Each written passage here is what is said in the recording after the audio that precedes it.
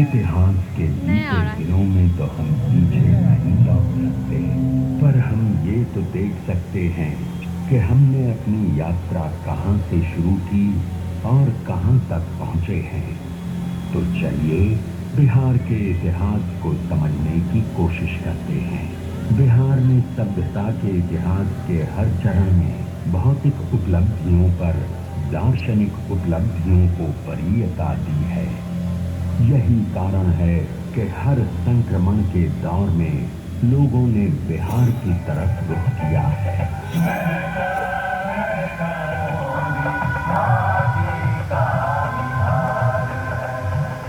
बिहार ने विश्व सभ्यता को पहला गणतंत्र तो दिया ही, विदेह राज जनक के रूप में पहला दार्शनिक राजा भी दिया। ये भी विश्व सभ्यता में एक अद्भुत उदाहरण है कि जिस बिहार में आस्तिक दर्शन का सूत्रपात हुआ, उसी भूमि पर जैन एवं बौद्ध जैसे अन्य दर्शनों का भी सूत्रपात हुआ। वर्चस्ववादी संस्कृतियों के विरोध में यहाँ से आवाजें लगातार बुलंद होती रही हैं। आइए चलिए बिहार की कहानी की शुरुआत करते हैं।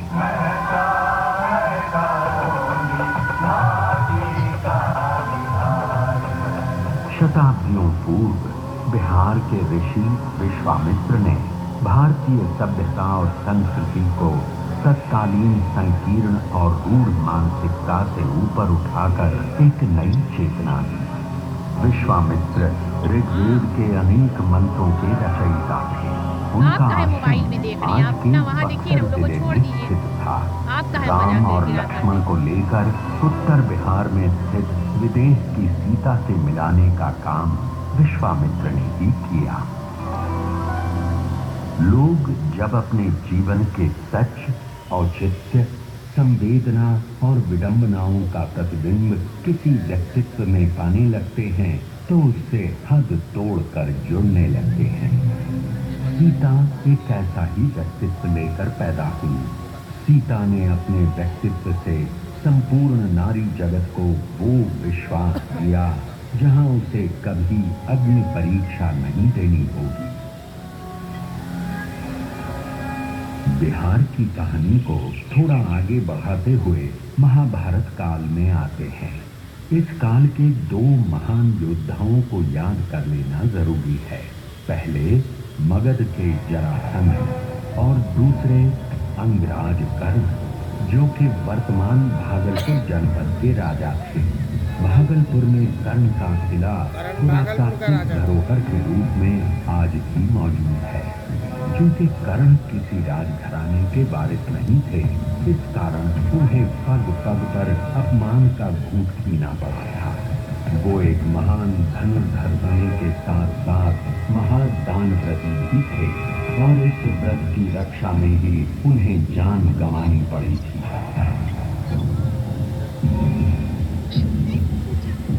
चलिए बिहार की कहानी को थोड़ा और आगे बढ़ाते हैं और ईसा पूर्व 6ठी शताब्दी में पहुंचते हैं।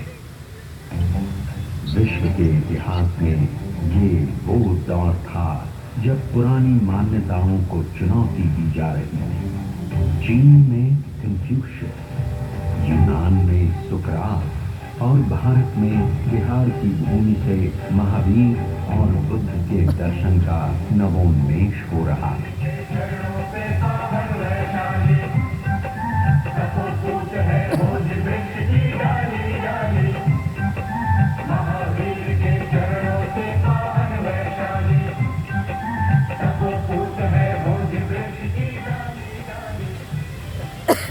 भगवान महावीर राजघराने में जन्म लेने के बावजूद बचपन से ही सांसारिक जीवन से विरक्त रहना चाहते थे। 30 साल की उम्र में वे घर छोड़ जंगलों में विचरने लगे और 12 वर्ष की कठिन तपस्या के बाद उन्हें आत्मज्ञान प्राप्त हुआ। इसके बाद उन्होंने पैदल घूम घूम कर लोगों को अहिंसा का पाठ पढ़ाया और जीने का तरीका बताया।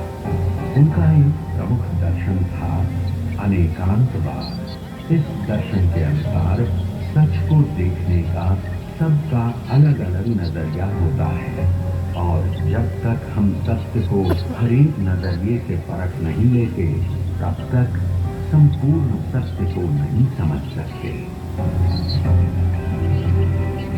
जब महावीर स्वामी केवल ज्ञान की शिक्षा दे रहे थे, लगभग उसी समय एक और महापुरुष सिद्धार्थ गौतम मगध के जंगलों में ज्ञान प्राप्ति के लिए घोर तपस्या में लीन थे।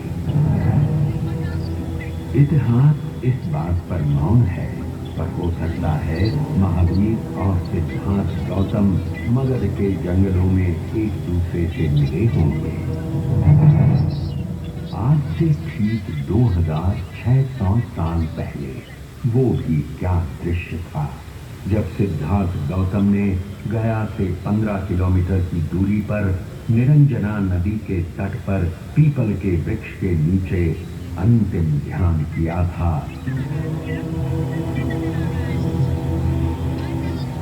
और माया के सम्राट मार ने अपने सारे दंजों को उन पर छोड़ा था, और धरती उस संघर्ष की साक्षी बनी।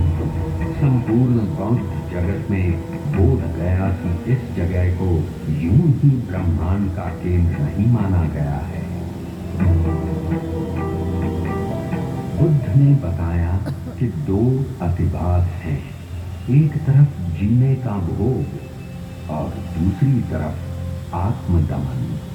एक है खाओ पियो और मौज करो क्योंकि कल मृत्यु है, दूसरा कहता है सारी इच्छाओं को मार डालो क्योंकि इसी के कारण पुनर्जन्म लेना पड़ेगा। उन्होंने इन दोनों रास्तों को छोड़ने को कहा। वे मध्यम मार्ग के विश्वासी थे, जो न प्रवृत्तिवाद है न निवृत्तिवाद। अब हम बात करते हैं मगध के राजा बिंबिसार की। ईसा पूर्व 6वीं शताब्दी में देश छोटे छोटे जनपदों में बटा हुआ था, पर बिंबिसार के नेतृत्व में पहली बार मगध एक साम्राज्य के रूप में विकसित हुआ। जैन और बौद्ध दोनों राजा बिंबिसार को अपने करीब मानते थे। इन्हीं दिनों गंगा के उस पार वैशाली में लिच्छवियों का गणराज्य स्थापित था। वहां की आम्रपाली अपनी सुंदरता, नृत्य कला, गायन वादन के लिए विश्व प्रसिद्ध थी। भरपूर वैभव के बावजूद उसने बुद्ध की शिष्या बनना स्वीकार किया और अपनी संपत्ति संत को दान में दे दी।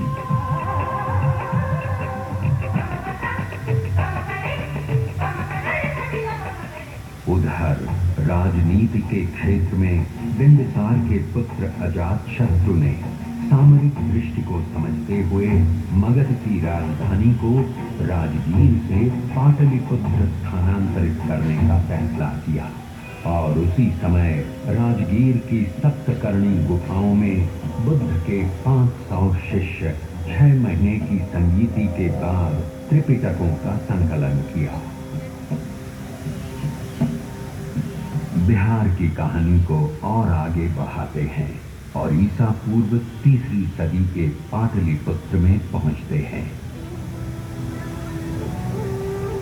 अरे ये क्या, यूनान का राजदूत मेगास्थनीस यहाँ प्रवासी जीवन बिता रहा है। गंगा तट का ये शहर करीब 9 मील लंबा है और 1.5 मील चौड़ा है, जो कि तत्कालीन रोम से कम 2 गुना बड़ा है। शहर चारों ओर लकड़ी की दीवारों से घिरा है। लगभग 570 बुर्ज हैं और आने जाने के लिए 64 दरवाजे बने हुए हैं। शहर के चारों ओर सुरक्षात्मक खाई है। लोगों की जो शान और शौकत है वो संसार में कहीं भी नहीं है। शासन की बागडोर चक्रवर्ती राजा चंद्रगुप्त मौर्य के हाथ में है और उनका मार्गदर्शन कर रहे हैं राजनीति और अर्थशास्त्र के आचार्य महापंडित चाणक्य। सिकंदर के आक्रमण को न केवल रोक लिया गया है, बल्कि उसके सेनापति सेल्यूकस निकेटर को हराकर पुरु के हार का बदला भी ले लिया गया है। खैबर से लेकर बंगाल तक शासित ये प्रदेश ही पहली बार भारत का मानचित्र बनाता है। चलिए अब बात करते हैं उस शख्स की जो किसी को संत दिखाई देता है तो किसी को सम्राट, किसी को वो मनुष्यों को परखने वाला राजनीतिज्ञ तो किसी को वो ऐसा विजेता दिखाई देता है जिसने विजय के दुष्परिणामों को देखकर युद्ध को त्याग दिया हो। कलिंग युद्ध के बाद बुद्ध धर्म अपनाने वाला ये शख्स और कोई नहीं बल्कि चक्रवर्ती राजा अशोक थे। सोचिए वो भी क्या परिवर्तन हुआ होगा जब शासन का संचालन लिखित अभिलेखों पर शुरू हुआ होगा। जहां लोग दीवारों से साम्राज्य की सुरक्षा करते हैं, उसने अपने शासन का विस्तार 84,000 स्तूप बनाकर किया। सचमुच अद्भुत थी राजा अशोक की सोच, और ये कोई आश्चर्य नहीं कि आजादी के बाद राष्ट्रीय ध्वज में अशोक के धर्म चक्र को अपनाया।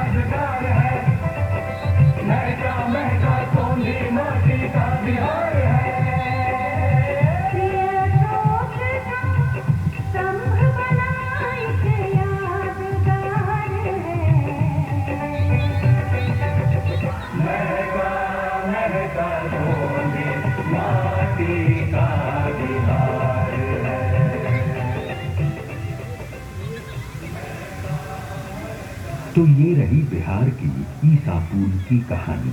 अब हम चलते हैं प्रथम शताब्दी के उस काल में जब वाल्मीकि रामायण का पुनर्गान और महाभारत का पुनर्पाठ हो रहा था। वैदिक संस्कृत, पाली तथा प्राकृत मरणासन्न दौर में पहुंच चुकी थी और महर्षि पतंजलि लौकिक संस्कृत का अभूतपूर्व विकास कर चुके थे। मजे की बात यह है कि संस्कृत का केंद्र अब तक्षशिला से हटकर मगध आ गया था। अब संस्कृत यहाँ के बिहारों में ज्ञान का माध्यम हो चुका था। गणित, विज्ञान, चिकित्सा सब कुछ संस्कृत में थे। सिल्क मार्ग का विकास हो चुका था और एशिया के विभिन्न देशों से लोग यहाँ खिंचे चले आ रहे थे। 5वीं सदी में पाहियान मगध आते हैं और अपनी डायरी में लिखते हैं कि यहाँ के शहरों में खूब वैभव है, लोग दान दक्षिणा में आगे हैं, मृत्यु दंड प्रचलित नहीं है।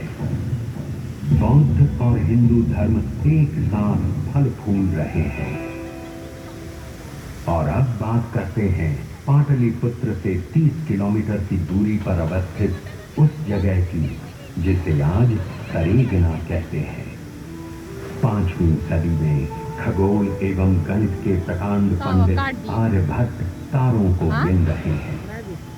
सूर्य ग्रहण और चंद्र ग्रहण की गुत्थी सुलझा रहे हैं। पृथ्वी के अपनी धुरी पर घूमने की घोषणा कर रहे हैं और उसकी परिधि नाप रहे हैं। अब राहु केतु के चांद सूरज ग्रसने की बात झूठ सिद्ध हो रही है। पानी से निकल रहा है ना। और अब बात करते हैं एक और भट्ट की। सोन नदी के तट पर बालुका राशि में खेलता बाण भट्ट संस्कृत साहित्य का महान नाटककार, गद्यकार हर्षवर्धन के दरबार का मणिमाणिक बना हुआ है। अरे ये क्या, 7वीं सदी का दृश्य देखिए। चीन से गुएनसान पामीर की पहाड़ियों को पार कर हिंदू कुश को लांग कर सप्त सिंधु, हस्तिनापुर, कन्नौज होते हुए नालंदा की ओर चले आ रहे हैं। और जब वे नालंदा पहुंचते हैं तो द्वारपाल उनसे कुछ मुश्किल सवाल कर रहे हैं। 10 में से 2 या 3 को ही प्रवेश मिलता है। सोचिए, जब द्वारपाल इतने विद्वान होते थे तो उन्हें पढ़ाने वाले कितने उद्भट विद्वान होते होंगे। नालंदा का विकास अकेला नहीं हो रहा था, उसके साथ साथ विक्रमशिला, उद्दंतपुरी, तेल्हाड़ा जैसे अनेक विहार फल फूल रहे थे। महाबोधि मंदिर बन चुका था। केसरिया स्तूप का भी निर्माण हो चुका था। जगह जगह भव्य मंदिरों, विहारों और चैत्यों का निर्माण हो रहा था।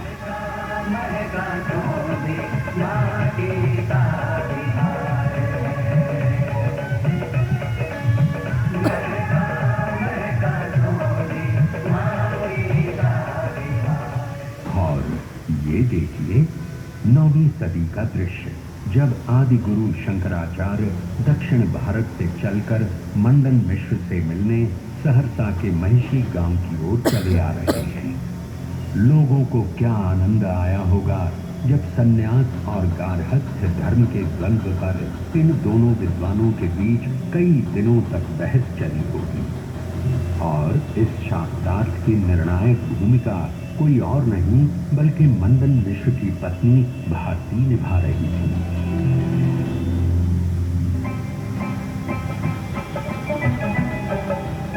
बिहार में वो ताकत थी कि लोग हर तरफ से खींचे चले आ रहे थे और इस सिलसिले में अगली कड़ी थी सूफी संतों की। बिहारों का स्थान अब दरगाह खानकाह ले रहे थे। मनेर शरीफ, बिहार शरीफ, फुलवारी शरीफ जैसे कई पवित्र स्थलों का विकास हो रहा था और इस इलाके में इतने विहार बने हुए थे कि मुगल शासनकाल में पूरे प्रदेश का नाम ही बिहार पड़ गया। सरहप्पा की कवि कुल परंपरा में देसिल बैना सब जन मीठा के गायक विद्यापति के बिना बिहार की गलियां सूनी पड़ी रहती। नालंदा, विक्रमशिला भले जला दिए गए हैं, फिर भी गलियों की रागिनी जिंदा थी। बिहार की माटी में इतनी उर्वरता है कि 14वीं शताब्दी में ही पुनर्जागरण के लक्षण विद्यापति में आ गए। संस्कृत अब पोथी की चीज हो गई थी। लोक भाषा के कवि विद्यापति पूरे पूर्वांचल में छा गए।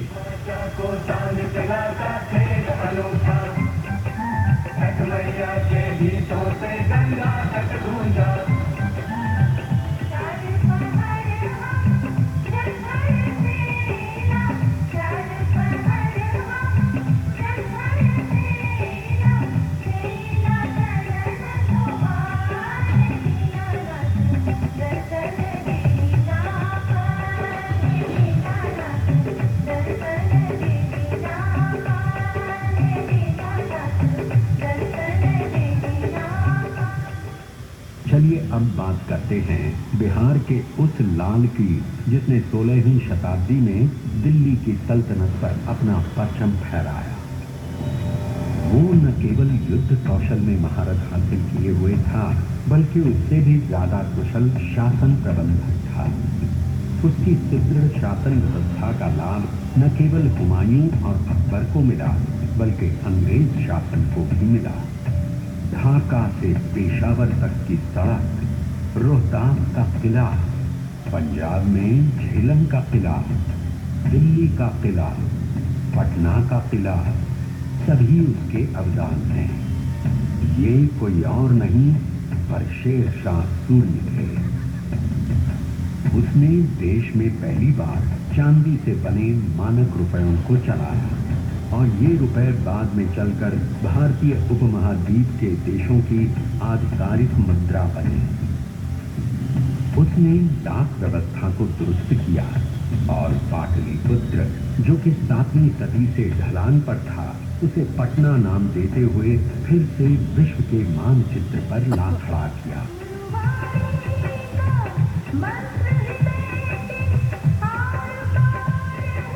पटना में जन्मे गुरु गोविंद सिंह उस वक्त पटने में ही सूफी संत बीखन गाते हैं और उनके नाम आज भी बेगसा पहाड़ी मोहल्ला है। सूफी संत बीखन जब गोविंद राय से मिले तो उन्होंने भविष्यवाणी की कि ये सूर्य जैसा तेजस्वी, वायु जैसा गतिमान और गंगा जैसा पवित्र होगा। और गोविंद राय ने बचपन में ही मगध के इतिहास का संपूर्ण व्यक्तित्व धारण कर लिया। ज्ञान, कर्म और भाव का संपूर्ण समन्वय। आगे चलकर उन्होंने खालसा पंथ की शुरुआत की और 42 साल की उम्र में शहीद हो गए।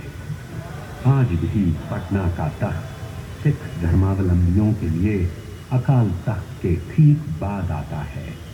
इसके बाद बात करते हैं 18वीं सदी के अंतिम दिनों की, जब बिहार में एक ओर यूरोप के व्यापारी अपनी फैक्ट्रियां लगा रहे थे तो दूसरी ओर मुगलों का ठाट बाट बरकरार था। जहाजों से कारोबार हो रहा था और इस इलाके का चावल, जो पटना राइस के नाम से जाना जाता था, पूरे यूरोप में छा गया था। इसके बाद भारत में अंग्रेज राज स्थापित होने लगता है और अंग्रेजों के खिलाफ लोहा लेने में बिहार के लोगों का योगदान सर्वोपरि है। इसकी शुरुआत करते हैं तिलका मांझी से, जिन्होंने 1780-85 के बीच भागलपुर के जंगलों में अंग्रेजों की नाक में दम कर दिया था।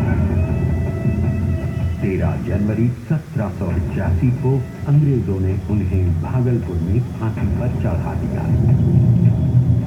और 1857 में बाबू कुंवर सिंह ने अंग्रेजों के विरुद्ध छापामार युद्ध करते हुए 80 वर्ष की उम्र में जिस रण कौशल, शौर्य, नेतृत्व और धैर्य का परिचय दिया, वो बिहार के इतिहास की विरासत है। वे बिहार के लोकमानस में महानतम वीर सेनानी हैं। बाबू कुंवर सिंह की मौत के बाद शुरू हुआ बिहार का शोषण।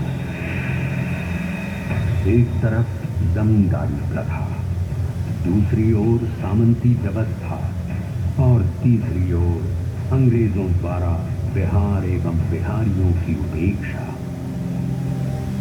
बिहारियों को न केवल राजकीय नौकरी से वंचित रखा गया, बल्कि यहाँ आधुनिक शिक्षा और आधारभूत संरचना का विकास भी नहीं किया गया।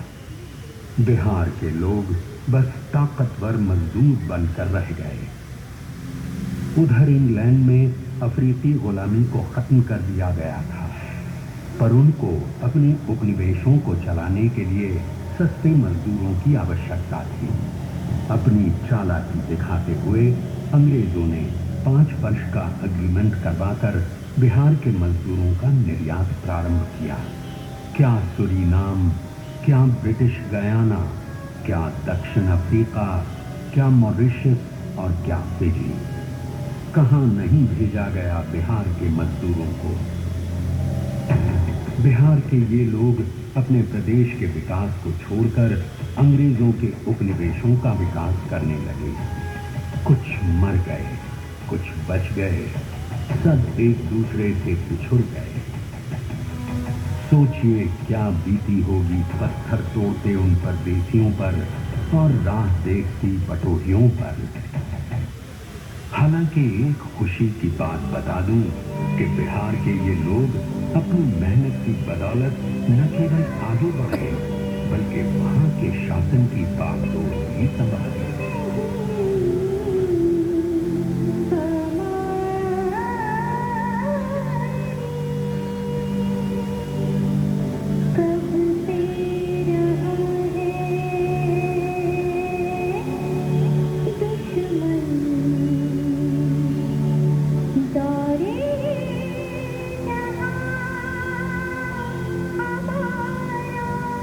इस बीच स्वतंत्रता संग्राम के लिए बिहार ने एक से एक क्रांतिकारी को पैदा किया, जिसने अंग्रेजी हुकूमत के खिलाफ आवाज उठाई। आप सब लोग जानते हैं खुदीराम बोस को, जिन्होंने अंग्रेजों पर बम फेंका और इसके बाद हंसते हुए फांसी पर चढ़ गए। भारत में पहली बार चंपारण की धरती पर सत्याग्रही गांधी का अवतरण हुआ और चंपारण का किसान आंदोलन महात्मा गांधी की नेतृत्वकारी क्षमता का प्रतिमान बन गया और इस क्रांति की पराकाष्ठा हुई 11 अगस्त 1942 को जब पटना सचिवालय पर तिरंगा फहराने की कोशिश में अंग्रेजों की गोली से 7 किशोर शहीद हो गए। बिहार के सपूतों की ये शहादत समूचे विश्व में अपने तरह का अकेला उदाहरण।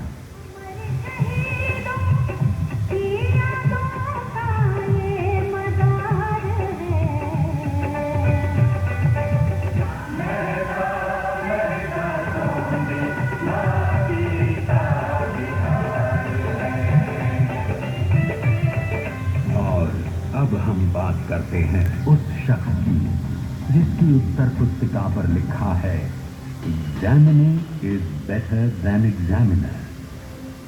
जी हाँ, हम बात कर रहे हैं देश रत्न डॉक्टर राजेंद्र प्रसाद की। प्रतिभा के सेनानी, अथक जन सेवा के संकल्पी, अद्वितीय गद्यकार, संविधान सभा के अध्यक्ष और 2 बार बने भारत के राष्ट्रपति सचमुच एकमात्र हैं।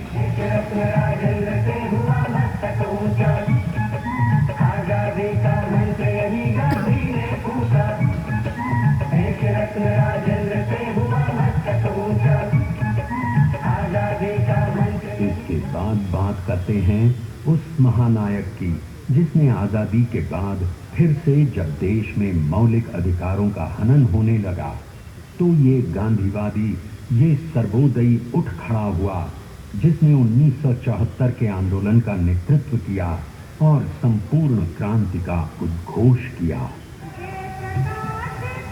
जी हाँ, हम बात कर रहे हैं लोकनायक जयप्रकाश नारायण की।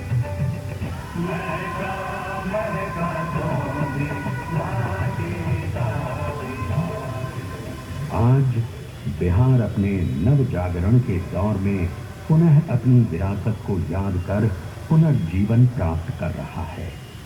भगवान बुद्ध के चारों पट्ट शिष्य महाकश्यप, सारिपुत्र, महामोगलायन, आनंद हमें लुभा रहे हैं। जगह जगह पर ऐतिहासिक स्मृतियां ताजा हो रही हैं। लड़कियां साइकिल पर सवार होकर